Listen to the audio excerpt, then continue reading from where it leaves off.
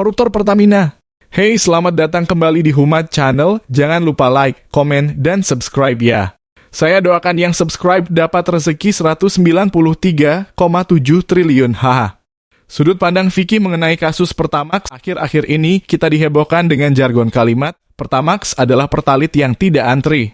Bagaimana tidak, modus korupsi Pertamina yang mengoplos pertalit menjadi Pertamax merugikan negara sampai 193,7 triliun. Kira-kira para tersangkanya hukumannya seperti apa ya?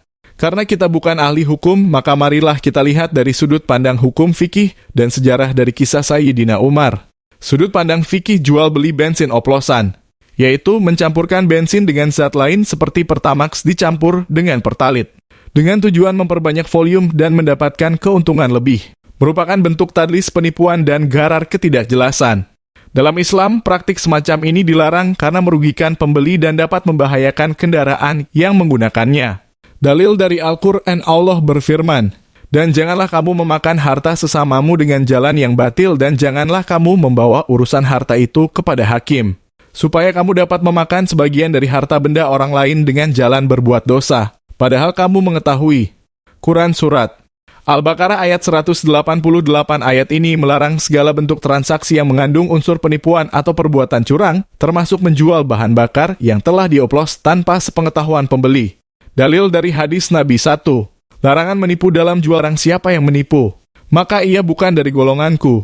Hadis riwayat Muslim No 101 hadis ini menegaskan bahwa praktik kecurangan dalam perdagangan seperti mengoplos bensin tanpa memberitahu pembeli adalah bentuk penipuan yang dilarang keras dalam Islam. Dalil dari kitab fikih Mazhab Syafi'iyah mengatakan 6:16.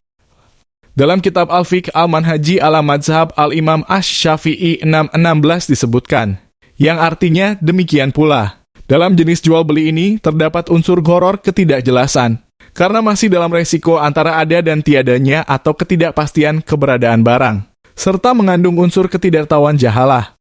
Rasulullah telah melarang jual beli yang mengandung gharar. Sudut pandang sejarah dalam sebuah riwayat kisah Sayyidina Umar radhiyallahu anhu. Di dalam kitab Mir'atuz Zaman fi Tawarihil Ayan milik Sibtu Ibnu Al-Jauzi menjelaskan kisah Umar bin Khattab saat berpatroli di kota diriwayatkan oleh Yazid bin Harun, dari Yahya bin Al-Mutawakkil, dari Abdullah bin Nafi, dari ayahnya, dari Abdullah bin Umar, yang berkata suatu malam, ketika ayahku Umar bin Khattab sedang berpatroli di kota Madinah, ia mendengar seorang wanita berkata kepada putrinya, "Bangunlah dan campurkan susu itu dengan air." Namun sang putri menjawab, "Wahai ibu, apakah engkau tidak mendengar pengumuman dari Amirul Mukminin? Ia telah melarang mencampur susu dengan air." Sang ibu berkata, "Di mana sekarang pengumumannya? Bukankah dia tidak melihat kita?"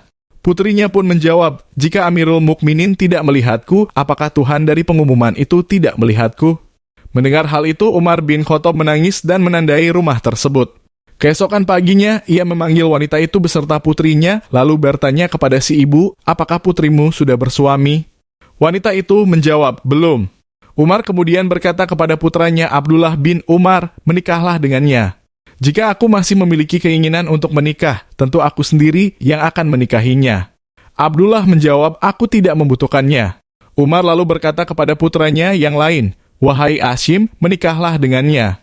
Maka Asyim pun menikah dengan gadis itu, dan dari pernikahan mereka lahirlah seorang putri yang kemudian menjadi ibu dari Umar bin Abdul Aziz. Menurut Ibnu Sa'd, Asyim bin Umar bin Khattab memiliki dua anak perempuan, yaitu Ummu Asyim dalam kurung, ibu Umar bin Abdul Aziz, dan Hafsah binti Asyim. Ibu mereka adalah Ummu Amarah binti Sufyan bin Abdullah Ats-Sakafi. Dari kisah tersebut, kita bisa menyimpulkan mungkin saja para tersangka pengoplos tersebut masih keturunan ibu dari si anak yang dinikahkan Sayyidina Umar dengan Asyim. Hehe.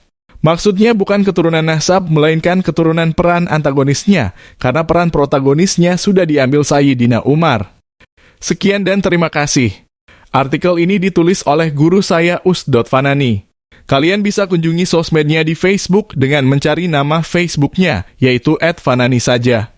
Terima kasih dan jangan lupa subscribe ya, agar channel ini terus berkembang.